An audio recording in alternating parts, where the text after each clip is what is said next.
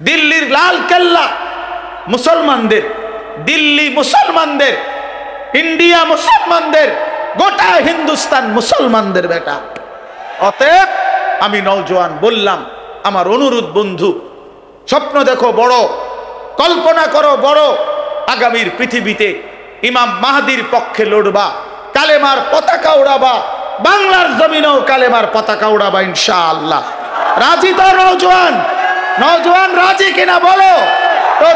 30-এর নিচে যারা, তারা দাঁড়াও, বলো দাঁড়াও নওজোয়ান, দাঁড়াও নওজোয়ান, দাঁড়াও নওজোয়ান, জাগো নওজোয়ান, হিম্মত করো নওজোয়ান, আগে বাড়ো নওজোয়ান, বলো আল্লাহু আকবার।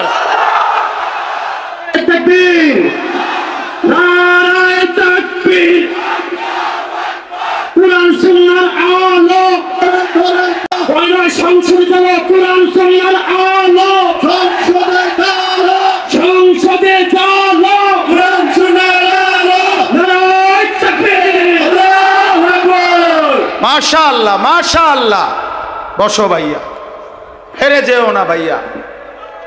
ইমানদার হারতে জানে না, ইমানদার হারতে জানে না। হতাশার কিছু নাই। সারা পৃথিবীতে ইসলামের বিজয়ের পূর্বাভাস।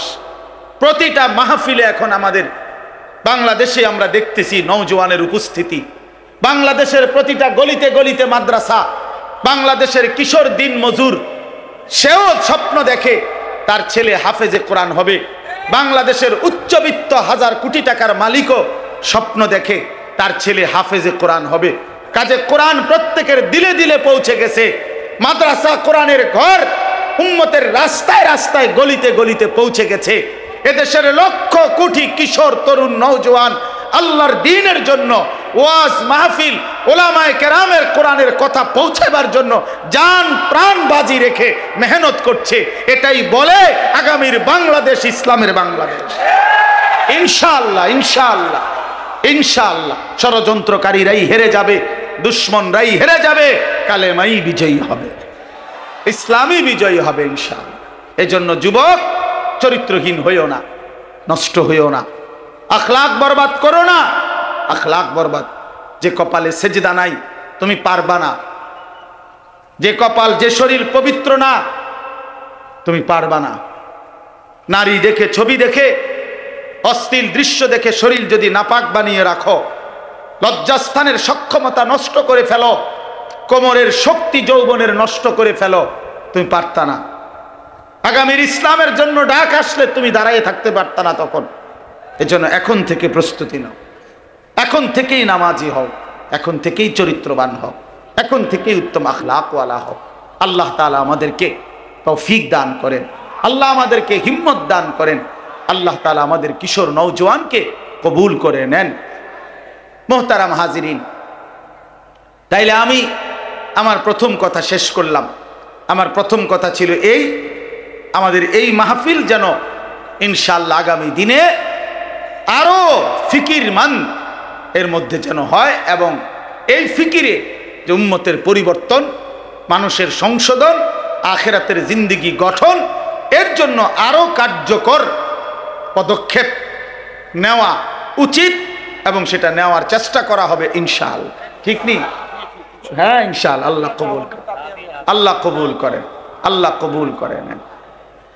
এবার আসেন মুআজ্জাজ হাজিরিন, আমি কোরআনুল কারীমের সূরা বাকারার 183 নম্বর আয়াত তেলাওয়াত করেছি।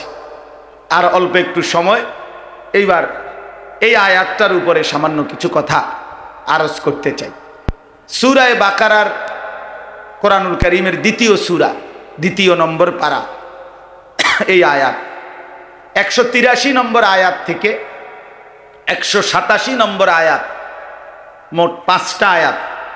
এই 5টি আয়াতের মূল বক্তব্য হলো মাহে রমজান, রমজান এবং রোজা, এই সম্পর্কিত কোরআনের দিক নির্দেশনামূলক বক্তব্য কোরআনে এই 5টি আয়াত বিশেষ আলোচনা। 183 নাম্বার থেকে 187, 183, 84, 85, 86, 87, এই 5টি আয়াতের মধ্যে আল্লাহ তাআলা কোরআনুল কারীমে রমজান রোজা সম্পর্কিত গুরুত্বপূর্ণ দিক নির্দেশনামূলক পূর্ণাঙ্গ বক্তব্য আল্লাহ তাআলা পেশ করেছেন।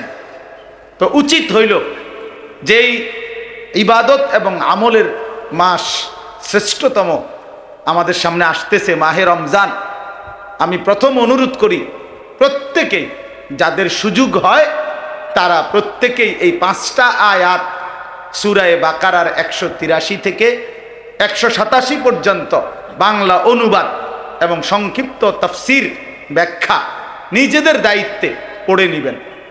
একটা ভালো তাফসির থেকে তাফসিরে মাআরিফুল কোরআন মুফতি শফি রহমতুল্লাহ আলাইহির এই তাফসির অ্যাভেলেবেল পাওয়া যায়। তাফসিরে তাওজিহুল কোরআন আল্লামা তাকি উসমানী দামাত বারাকাতুহুমুল আলিয়া, সারা পৃথিবী বিখ্যাত আলেমে দ্বীন তিনি, ওনার এটা পাওয়া যায় বাংলা। তাফসিরে তাওজিহুল কোরআন 3 খণ্ডে 1200-1300 টাকা খুব সম্ভব নিবে।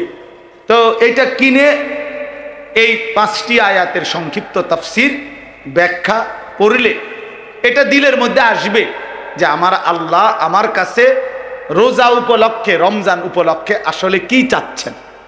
টেলিভিশনের সিদ্ধান্ত দেওয়া হবে না, ওই অমুক নেতা তমুক মন্ত্রী ওরা কি বলছে এগুলো খাদ্যদ্রব্য নিয়ন্ত্রণে রাখবেন, তারপরে দিয়ে এটা ব্যাট কমাবেন, ওই কমাবেন, সেই কমাবেন, এত কথার তো না। মূল বক্তব্য হইল আল্লাহ তাআলা কি বলছে। এই 5টা আয়াতের শুরুতে আল্লাহ কথা শুরুই করছে ইয়া আইয়ুহাল্লাযীনা আমানু, 183 নম্বর আয়াত, হে ঈমানদারগণ।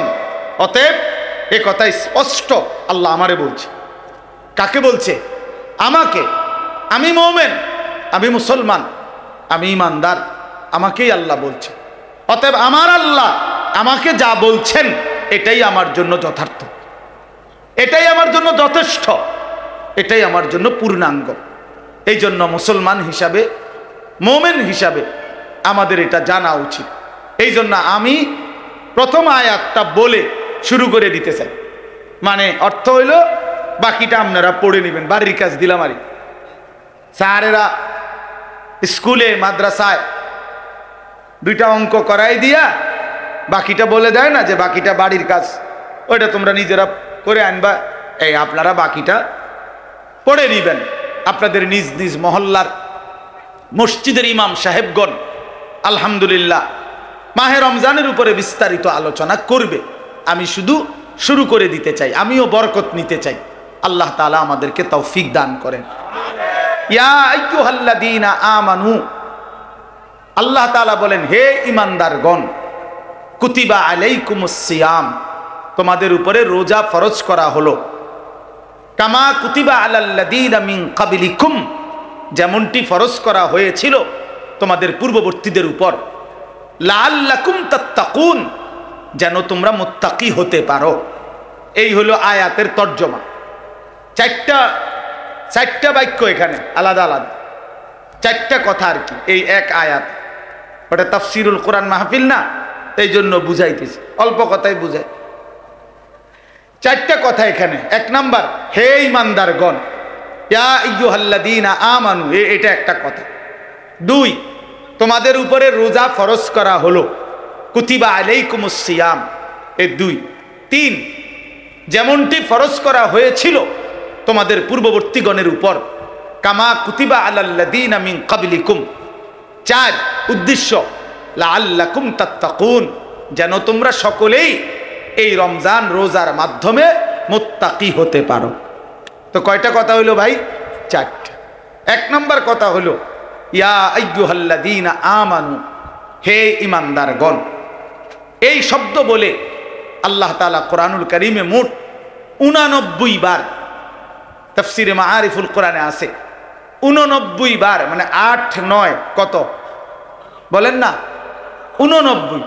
এই 89 বার আল্লাহ তাআলা মোট কোরআনুল কারীমের মধ্যে এই শব্দটা বলে আমাদেরকে ডাক দিছে, ইয়া আইয়ুহাল্লাযীনা আমানু, হে ঈমানদারগণ।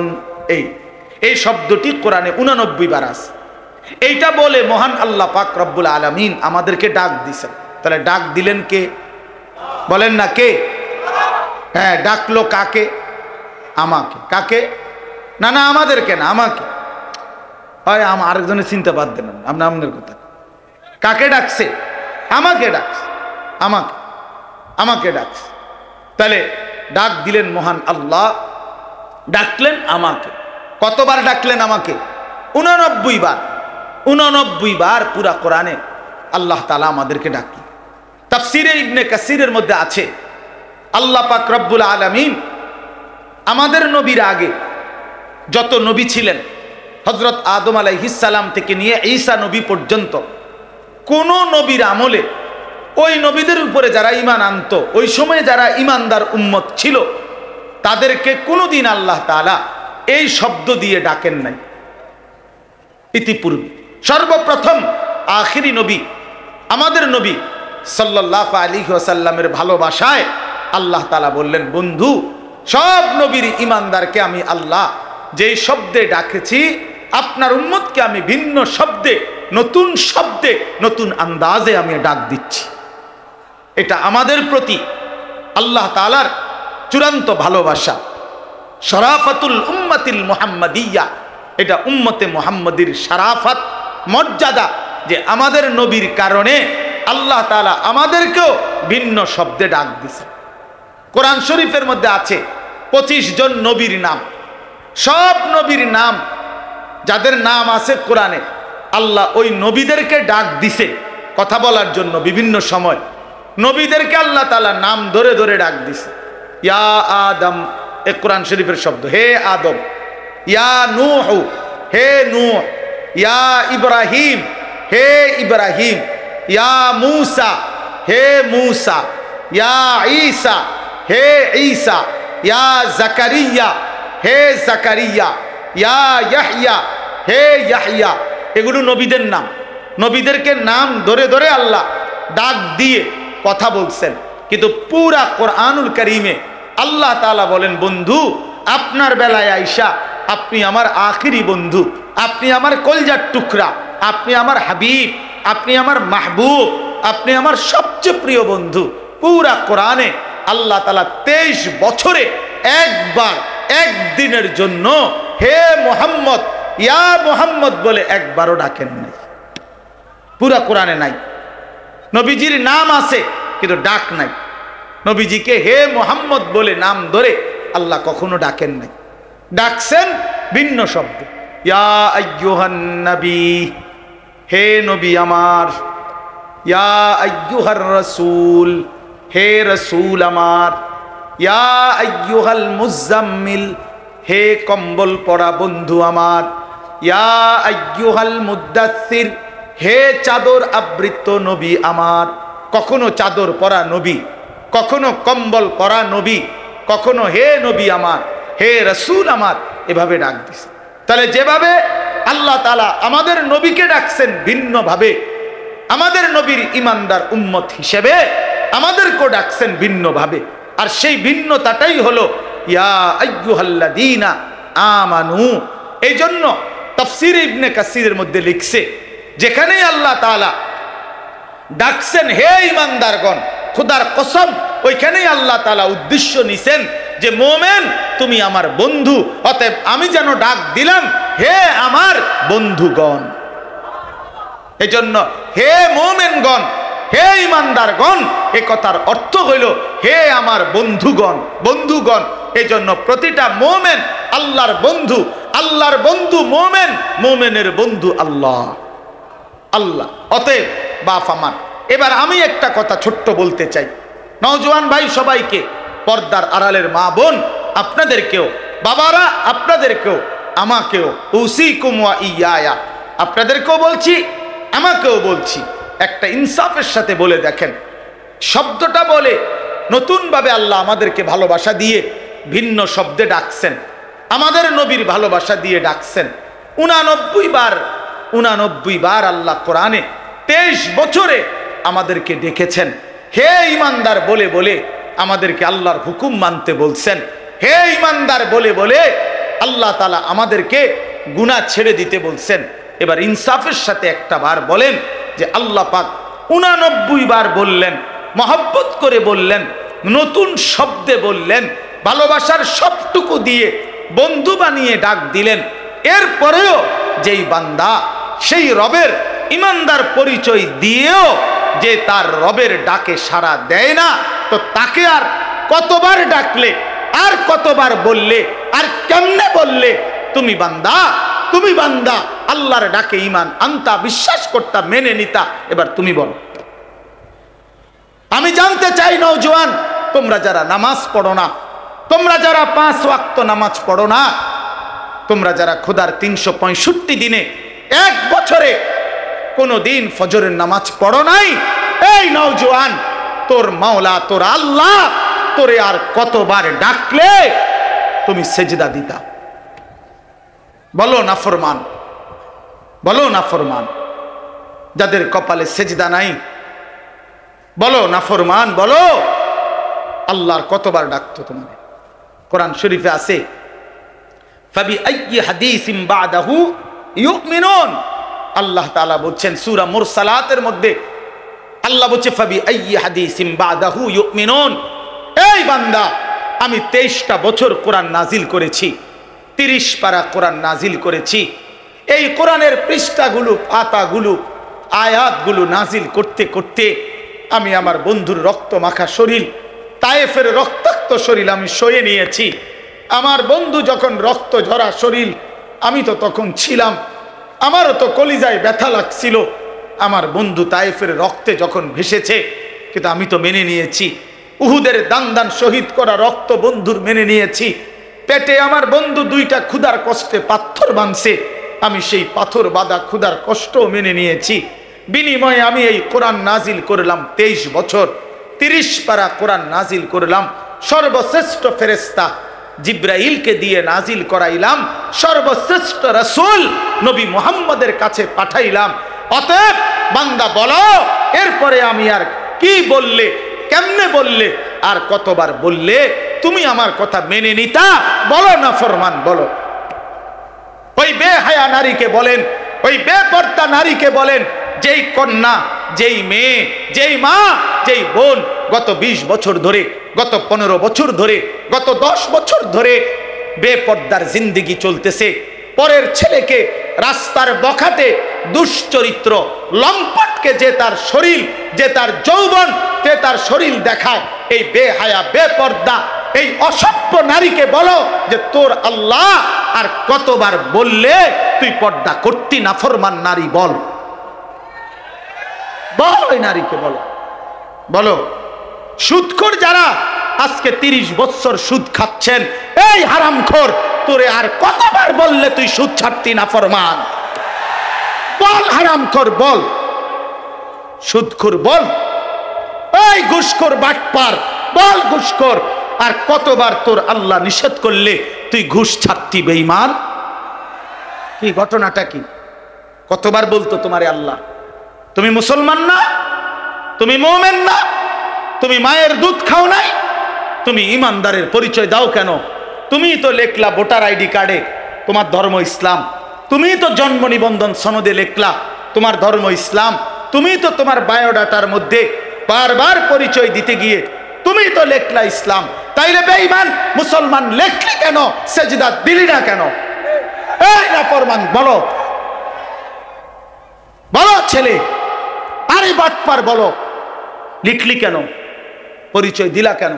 তাহলে এফিডেভিট করো, ছেড়ে দাও মুসলিম পরিচয়, বলো রাজপথে দাঁড়িয়ে, নাহলে এখানে বলো, আজকে প্রচার হইব বেশি। কও এনাইসা কও যে এলাকাবাসী আপনারা আমারে ভুল করবেন না, আপনারা তো দেখছেন আমি সেজদা দেই না, আমি নামাজ পড়ি না, আমি হালাল খাই না, আমার ঘরে নাচ গান চলতেছে, আমার মেয়ে বেপর্দা, আমার স্ত্রী বেপর্দা, আমার ছেলে নামাজ পড়ে না, আমি সুদের সাথে আছি, আমি কিস্তি ছাড়া জিন্দেগি চালাই না, বিড়ি সিগারেট ছাড়া জীবন চালাই না, নাচ গান ছাড়া জীবন চালাই না। মূলত কারণ হইল আমি ইসলামের পরিচয় দিতে লজ্জাবোধ করি, আসলেই আমি মুসলিম পরিচয় দিতে লজ্জিত। লজ্জিত এইটা বলো, এখন দাঁড়ায় বল, এখন বলো না ফরমান। ফাবিআইয়ি হাদিসিম বাদাহু ইউমিনুন। আল্লাহ জিজ্ঞেস করছে, বান্দা বলো আর কেমনে বললে তুমি মেনে নিতা? নবী জিজ্ঞেস করবে, দোস্ত আমি বন্ধু ফেরিওয়ালা, খুব সুন্দর নিয়ম মাফিক ওয়াজ করতে আমি জানি না, খুব ডিজাইনেবল কথা আমি বলতে পারি না বন্ধু, কিন্তু আমি আমার কলিজার সবটুকু আবেগ দিয়ে বললাম, ভালোবাসার সবটুকু দিয়ে জানতে চাইলাম। আমি বললাম, দোস্ত নওজোয়ান, পর্দার আড়ালের মা বোন, খোদার কসম নবীজি হাসরের ময়দানে উম্মতের আমলনামা নবী দেখবে। সুপারিশের আগে আমলনামা দেখাইতে হবে, ফাইল জমা দিতে হবে নবীজির কাছে। ইয়া রাসূলুল্লাহ, এই যে আমি আনিসুর রহমান আশরাফি, এটা আমার ফাইল, আপনি আমার জন্য একটু সুপারিশ করেন। আল্লাহর নবী সেটা দেখবে খোদার 30 বছরে কোনো দিন ফজরের নামাজ পড়ে না, 365 দিনে কোনো ফজরের নামাজ নাই, 30 বছর ধরে মিথ্যাই বলছে, 30 বছর ধরে সুদ খাইছে, 30 বছর ধরে ঘুষ খাইছে, আজীবন কিস্তির টাকা দিয়ে জিন্দেগি কাটাইছে। 60 বছর বয়স, এখনো বিড়ি সিগারেট মুখে, 60 বছর পর্যন্ত বিড়ি সিগারেট খাইয়া গেছে, 60 বছর পর্যন্ত গালি ছাড়া কোনো একটা কথা বলে নাই, চা দোকানের নর্তকীর দেখা ছাড়া দিন কাটে নাই, সময় কাটে নাই। নারী দেখবে যে বছরের পর বছর বেপর্দা, একটা পূর্ণ রমজান গেছে, আল্লাহ ডাকতেছে মহিলাটাকে, হে আমার বান্দি রহমত নাও, মাগফিরাত নাও। শেষ দশকে আল্লাহ ডেকে বলে, আমার ইমানদার বান্দি নাও, জাহান্নাম থেকে মুক্তির পরওয়ানা নাও। আর ওই নাফরমান নারী, ওই বেহায়া নারী বলে, এই মাওলা, তোমার জান্নাত আমার লাগবে না, তোমার নাজাত আমার লাগবে না, তোমার এডি তুমি রাখো, আমি জুতা কিনতে যাইতে আসি, আমি মার্কেটে যাই জুতা কিনতে, মনে রাখিস তোরে জুতা দিয়া ফিটবে, জুতা দিয়া ফিটবে, জুতা দিয়া বললাম। বেহায়া নারী, মনে রাখিস তোরে জুতা দিয়া ফিটবে, তোরে ফেরেশতা জুতা দিয়া ফিটবে। কার আহ্বান প্রত্যাখ্যান করলা? রমজানের শেষ 10 দিন জুতা কেনার জন্য আল্লাহ দিছিল? কথা বলেন না কেন? শেষ 10 দিন শাড়ি গহনা কিনবার জন্য আল্লাহ দিছিল? তো আল্লাহ তো ডাকলো মাগফিরাত নাও, আল্লাহ তো ডাকলো রহমত নাও, আল্লাহ তো ডাকলো নাজাত নাও। তুমি কও না আমার এডি লাগতো না, আমার জুতা, আমার দরকার জুতা, আমার দরকার শাড়ি, আমার দরকার ফেয়ার অ্যান্ড লাভলি, আমার দরকার গহনা, আমি রাস্তার পুরুষ দেখাবো, আমি বখাটেরা রেডি হয়ে আছে আমার রূপ দেখার জন্য, যৌবন দেখার জন্য। এই জন্য অসভ্য মেয়ে নিজের শরীর প্রদর্শন করার জন্য সে নানা রঙের বাহারি সাজে সাজে। আরে নারী, ওই মেয়ে কন্যা বোন, তুমি যদি বুঝতা, যারা তোমারে দেখে তারা তোমারে উপভোগের কল্পনা ছাড়া, তারা জিনা ব্যভিচারের কল্পনা ছাড়া আর কিছু তাদের দিলে তোমার প্রতি জাগে না। এই ছাড়া আর কিচ্ছু নাই, এই ছাড়া আর কিছু নাই। দুশ্চরিত্র যুবক তোমাকে নিয়ে উত্তম কোনো কল্পনা করে না, উত্তম কোনো কল্পনা করে না। অতএব দয়া করে বন্ধু বলেন, নবীজি যখন দেখবে নামাজ নাই, রোজা নাই, জিকির নাই, তিলাওয়াত নাই, ফজরের নামাজ নাই, হালাল উপার্জনের কোনো খবর নাই, ঘরে টেলিভিশন, নাচ গান চলছে তো চলছে, চলছে তো চলছে, আল্লাহর কসম বন্ধু নবীজি সাল্লাল্লাহু আলাইহি সাল্লাম চোখের পানি ফেলে দিবে আর হাসরের ময়দানে উম্মতকে বলবে, উম্মত আমি সেই নবী, 23 বছর যেই নবী তোমাদের জন্য সারা রাতও আমি এশার নামাজের পরে দাঁড়িয়ে ফজরের আজান পর্যন্ত আমি চোখের পানি ফেলে তোমাদের জন্য আমি আল্লাহর কাছে মাগফিরাতের দোয়া করছিলাম।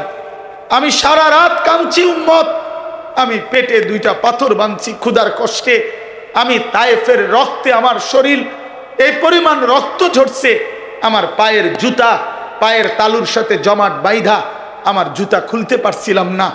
আমি উহুদের দান করা শহীদ হয়ে রক্ত ঝরিয়ে উহুদের ময়দানে পড়েছিলাম, বিনিময়ে এই আমলনামা, আমার 23 বছরের মেহনতের এই বিনিময়। উম্মত আমি এই জন্য রক্ত ঝরাইলাম। বলো না বাপ, এই বাপ বলো, কি বলবা তুমি তখন? নবী যখন বলবে, উম্মত কেমনে পারলা তুমি আমার 23 বছরের চোখের পানিকে এভাবে ফিরাই দিলা, আমার তায়েফের রক্ত এভাবে ফিরাই দিলা, আমার পেটে পাথর বাঁধা ক্ষুধার কষ্ট এভাবে ভুলে গেলা, এটা কি আমল নামা নিয়ে আসছো? আরে মিয়া, কোনো বাবা যদি তার গ্রামের জায়গা জমি ভিটা মাটি বেচা 6 বছর লাগাইয়া ছেলেটারে যদি ইউনিভার্সিটিতে পড়ায়, এই ছেলেটার ইউনিভার্সিটির খরচ দিতে গিয়ে বাবা জমিটা বিক্রি করে ফেলছে, ভিটাটা বিক্রি করে ফেলছে, 3 বেলা না খাইয়া 10 বেলা না খাইয়া বুকে বাইন্দা সন্তানরে টাকাগুলো দিছে। 6 বছর পরে যদি রেজাল্ট আসে ছেলেটা ফেল, ফলাফল যদি আসে ফেল করছে, এই বাপ কি পরিমাণ কাঁদবে বলো ভাইয়া? এই বাপ কি পরিমাণ কাঁদবে? সে চিৎকার করে গড়াগড়ি খাইয়া বলবে, আমার সন্তান তুই জানোস না তোর এক একটা টাকার জন্য আমার কি পরিমাণ ঘাম ঝরাইতে হয়েছে মাঠে। আমি ভিটা বেচা ফেলছি, আমি গরু বেচা ফেলছি, আমি সব বিক্রি করে আমি তোরে এতগুলো টাকা জমাইয়া তোরে দিলাম, বিনিময়ে এই ফলাফল। কাঁদবে কি না বলেন? তো নবী বলবে না এটা উম্মত, আমি 23টা বছরের চোখের পানির বিনিময়ে এই, আমার তায়েফের রক্তের বিনিময়ে এই। হ্যাঁ বলো ভাইয়া, বলো, বলেন বাপ, যারা 60 বছর বয়স হয়েছে এখনো বিড়ি সিগারেট ছাড়তে পারলেন না, কখন ছাড়বেন? যাদের বয়স হয়ে গেছে 60 বছর এখনো গালিগালাজ ছাড়া কথা বলতে পারেন না, কখন ছাড়বেন? এখনো সময় হয় নাই? মরতেন না? কবরে যাইতেন না? আলা ইয়াযুন্নু উলাইকা আন্নাহুম মাবউসুন। আল্লাহ কোরআনে বলছে, আলা ইয়াযুন্নু উলাইকা আন্নাহুম মাবউসুন। এই নাফরমান, এমন করছো কেন বান্দা? তুমি কি হাসরের ময়দানে উঠবা না?